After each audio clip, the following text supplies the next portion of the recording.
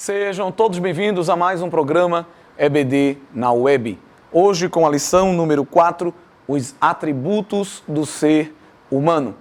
Esta lição, continuamente dentro da doutrina ou do estudo da antropologia, que é o estudo do homem, trará algumas características básicas relacionadas à natureza humana.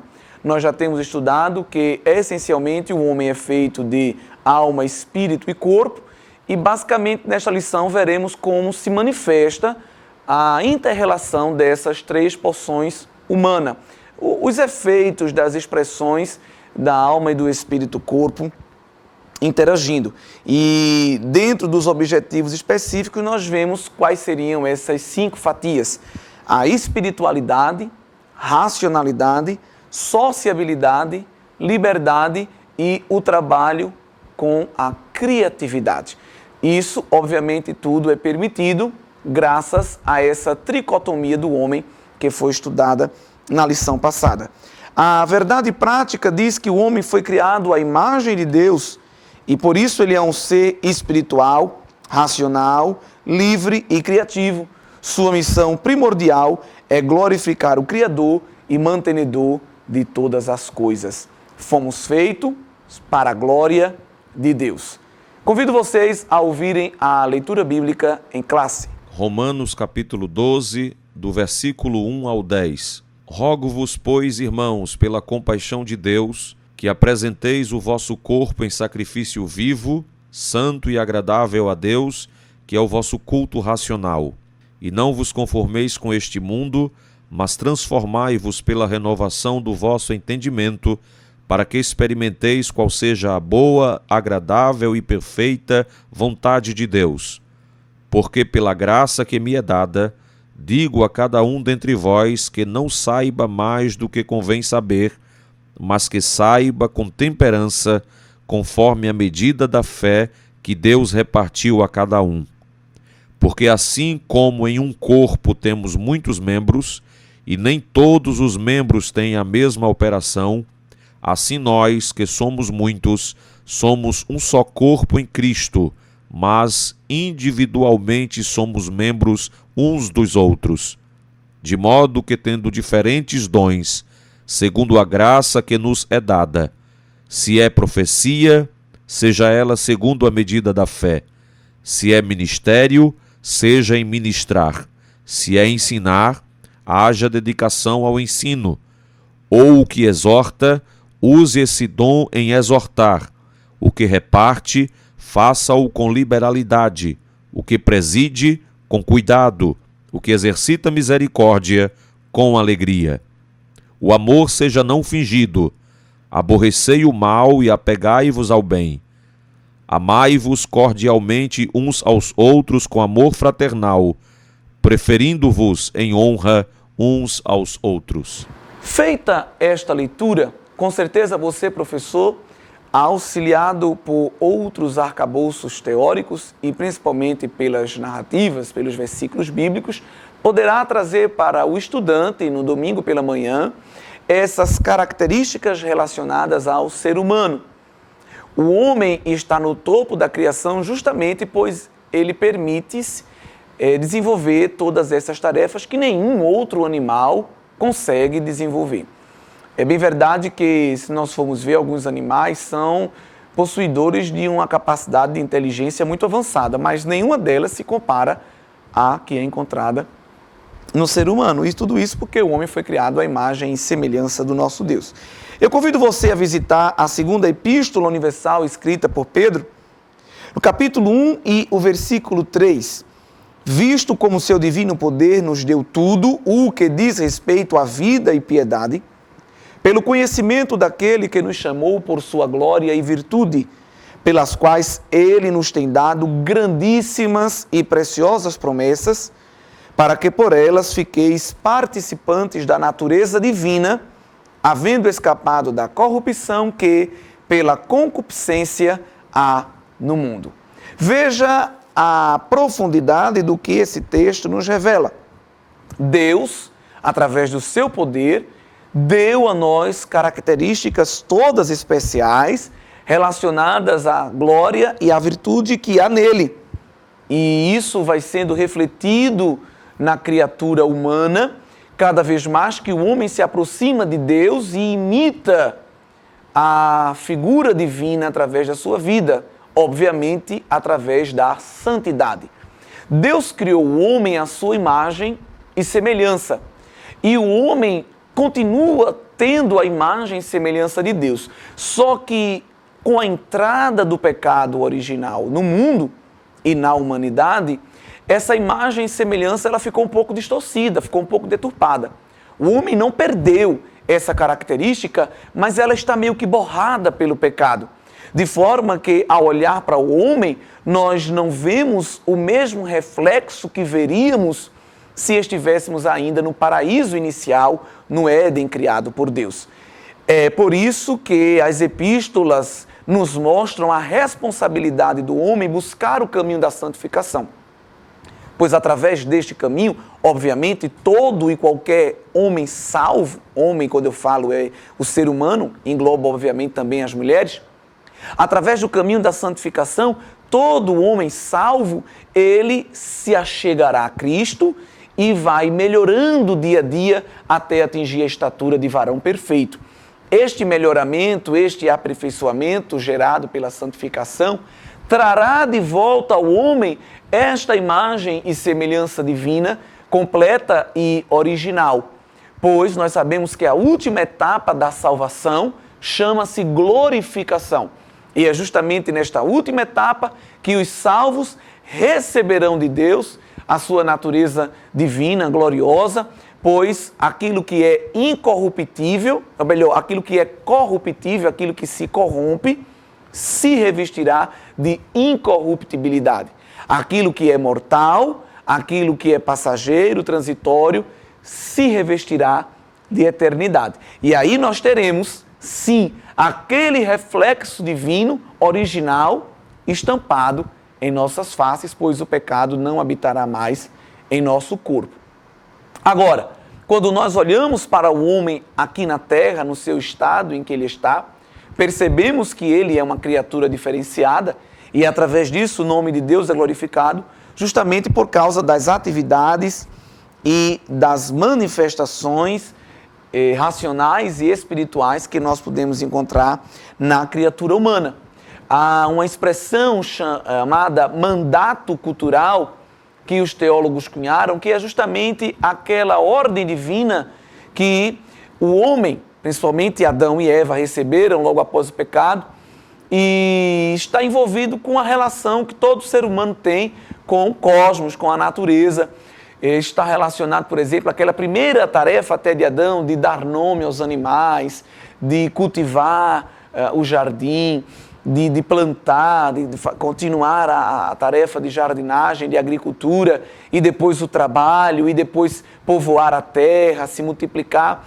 Essas tarefas, elas se relacionam àquilo que a teologia chama de mandato cultural. Deus deu ao homem a tarefa de administrar o planeta. Nós somos mordomos e devemos ter essa atitude de equilíbrio com o planeta, tendo muito cuidado de não sermos negligentes, tratando com desdém e contribuindo com poluição, com degradação, e nem atingindo outro radical, outro extremo de endeusar a natureza, divinizá-la e adorá-la, como algumas pessoas fazem. Então o homem foi chamado para administrar, para chefiar, gerenciar aquilo que Deus lhe confiou.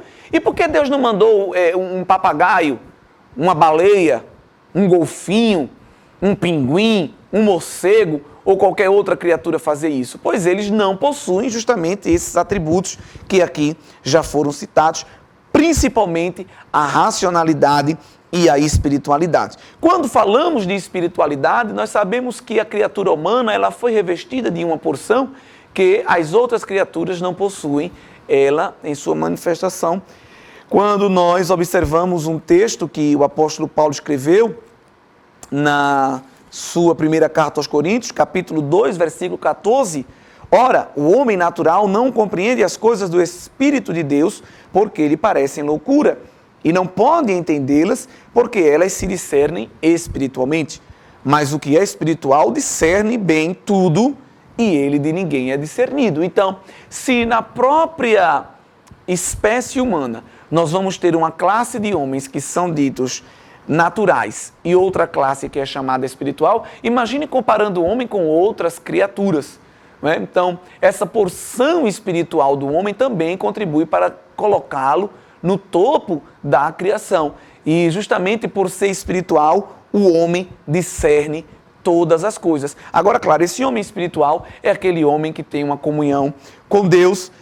E é verdade que quando o comentarista da lição fala o termo espírito, o espírito humano, no seu primeiro subtópico, ele está se referindo ao sopro de vida, pois nós sabemos ali até que a palavra hebraica original para sopro de vida está relacionado a vento, ruá.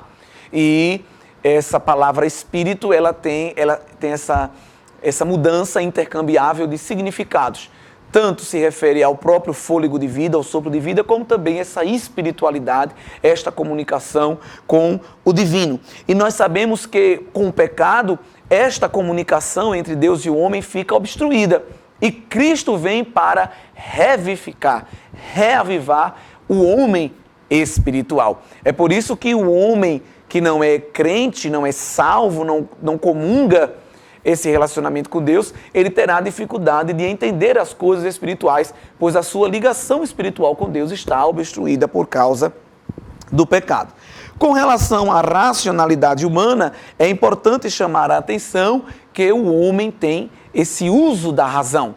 O homem consegue fazer decisões, cálculos, consegue fazer juízos de valor que nenhum outro ser vivo consegue fazer. Há diversos experimentos com os chimpanzés.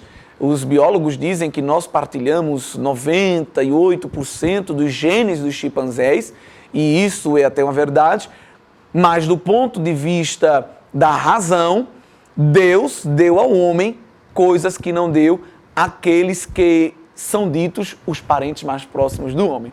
Veja só, se fossem os parentes mais próximos, então eu creio que no mínimo eles deveriam falar. E os parentes mais próximos nossos são os nossos primos, são os nossos irmãos, são os nossos tios e por aí vai. Então, observem, irmãos, que a ciência muitas vezes ela quer tirar o poder de Deus, a grandeza de Deus da história da criação. Mas ninguém vai conseguir fazer um animal ter aquilo que o homem tem. Pois Deus é quem deu ao homem essas coisas e ninguém mais poderá fazê-los.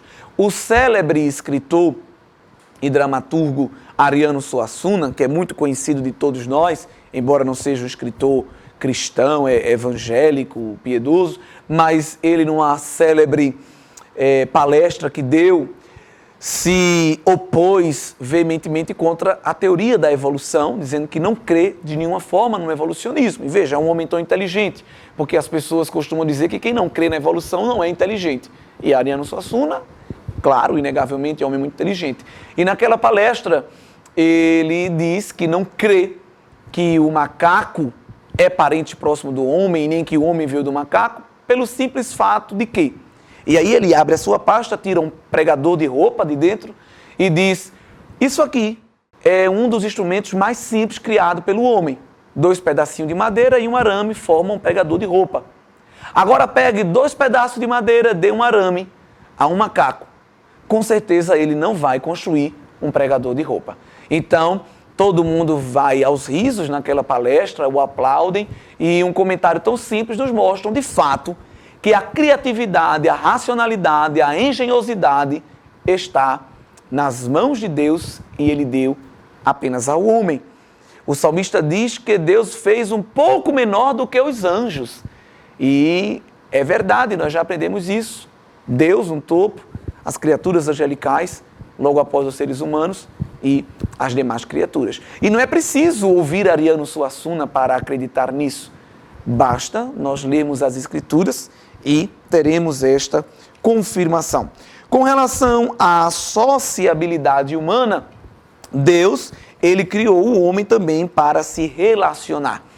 Nós já estudamos também na lição passada, em algumas delas, que Deus criou Eva justamente para que o homem pudesse ter esse relacionamento. Observem que o pecado também vem destruir esta relação entre os homens. nós vamos observar os países de primeiro mundo, e infelizmente o Brasil também está entrando neste caminho, são locais onde a taxa de venda de medicamentos psicotrópicos, ou os famosos remédios de tarja preta, são altíssimas. Ansiolíticos, as pessoas tomando remédio por causa de ansiedade, inquietações, por causa de medo, por causa de vergonha, de solidão e tantas coisas desse tipo. As famílias, devido a ideias marxistas, secularistas, humanistas, estão sendo cada vez menores nos países do primeiro mundo, famílias tristes, formadas por 2 membros, no máximo 3, daqui a pouco vai ter família de 1 membro só, a pessoa e o seu animal de estimação, quando muito for.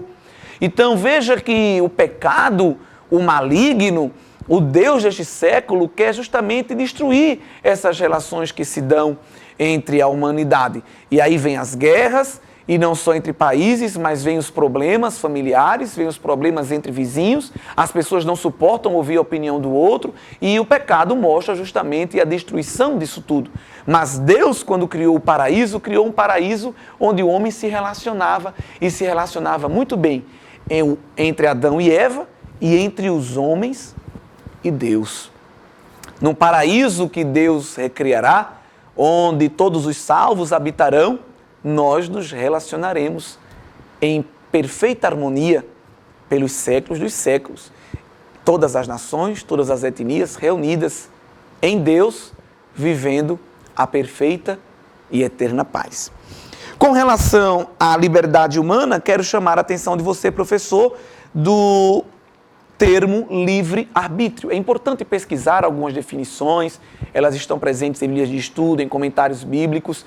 Nós somos arminianos, cremos no livre-arbítrio, cremos que ele não anula a soberania divina, e é importante que você, professor, esteja pronto até para trazer esclarecimentos maiores sobre esta temática e também para responder a possíveis questionamentos que os alunos tragam.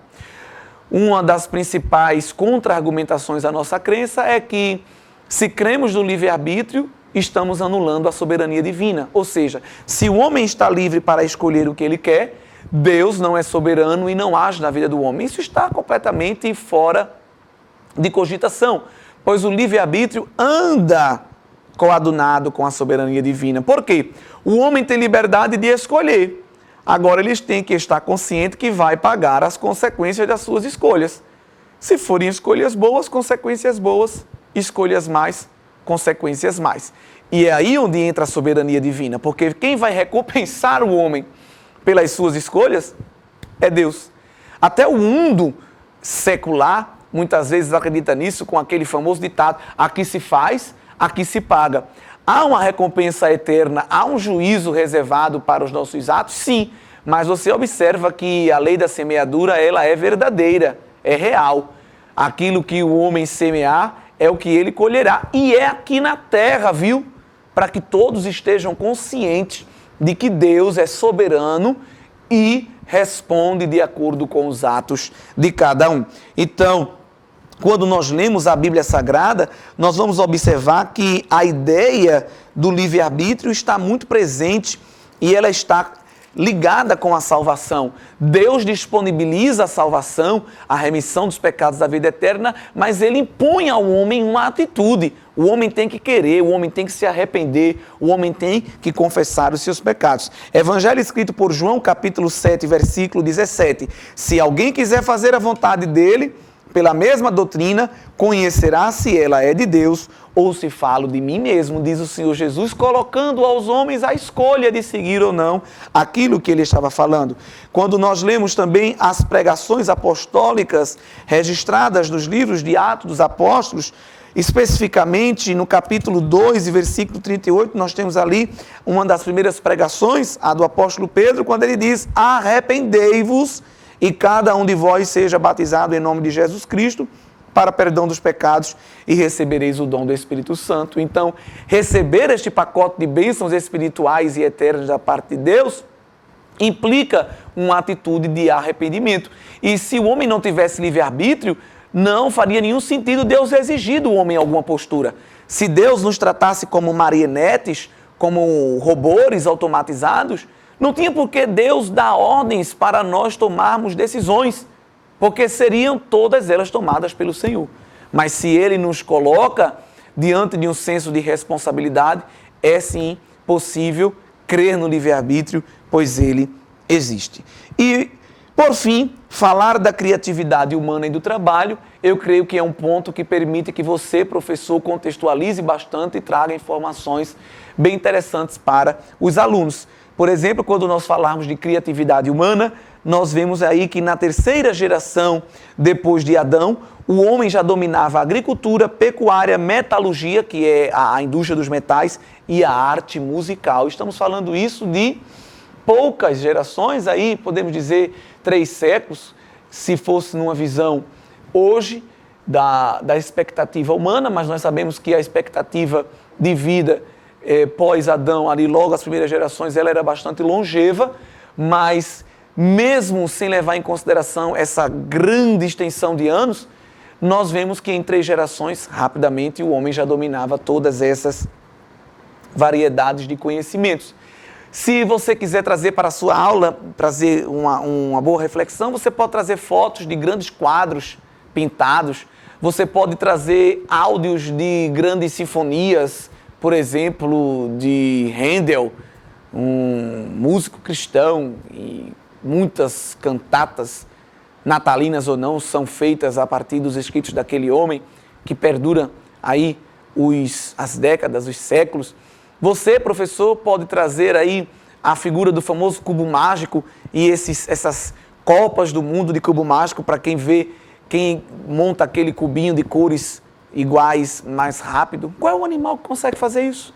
Tem até uma novela, como essas novelas aí das emissoras, em que um macaco se tornou um grande protagonista, bem famoso, porque ele pintava quadros, mas o quadro que o macaco pintava nem se compara com a Mona Lisa, com a Última Santa Ceia, com tantos outros quadros que nós temos, os Retirantes, e de Salvador Dalí, de Picasso, Tarsila do Amaral, Vicente Van Gogh e tantos outros, Claude Monet, que nós podemos encontrar e que estão aí as mostras nos grandes museus. O homem trabalha com o metal, o homem trabalha com a madeira, o homem trabalha com os minerais, o homem consegue ir lá nas rochas petrificadas e depois tirar pedras preciosíssimas, o homem consegue retirar recursos petrolíferos do fundo do mar, o homem já foi ao espaço e hoje vai e vem.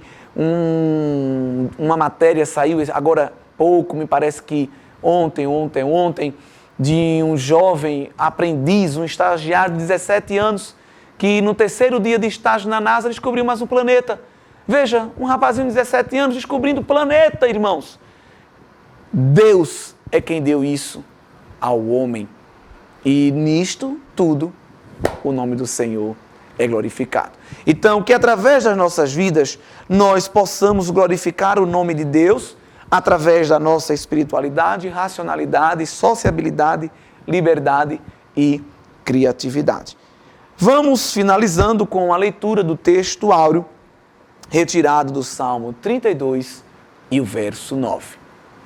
A paz do Senhor e que todos tenham um excelente ensinamento em classe.